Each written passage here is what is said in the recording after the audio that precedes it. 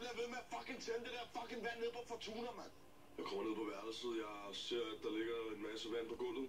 Vores røvspuler, den er tændt. Det sejler.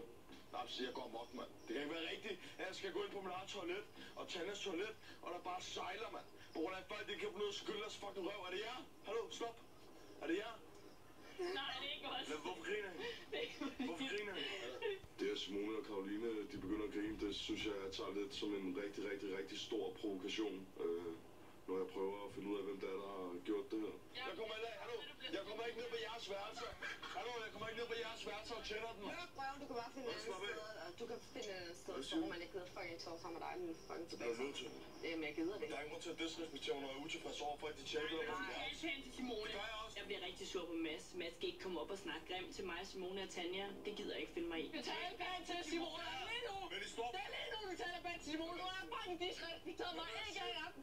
Du disrespekterer ikke Simone en gang til i aften. Du gør det ikke. Du gør det ikke, og jeg gider ikke høre på det. Jeg gider ikke høre på det. Du snakker ikke pænt til nogen, de her. Hvor er der snakker hvad? Snak pænt. For det første lige nu, så er der en, der er pisse i den, så der stinker over det hele. Og for det andet, så er der en, der har ladet den være tæt, mand.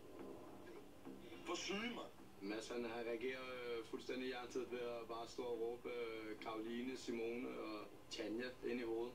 Jeg skal bo på det rum. Det nytter ikke noget, det fucking sejler, mand. Men der er vådt over det hele, mand. Ja, det er godt.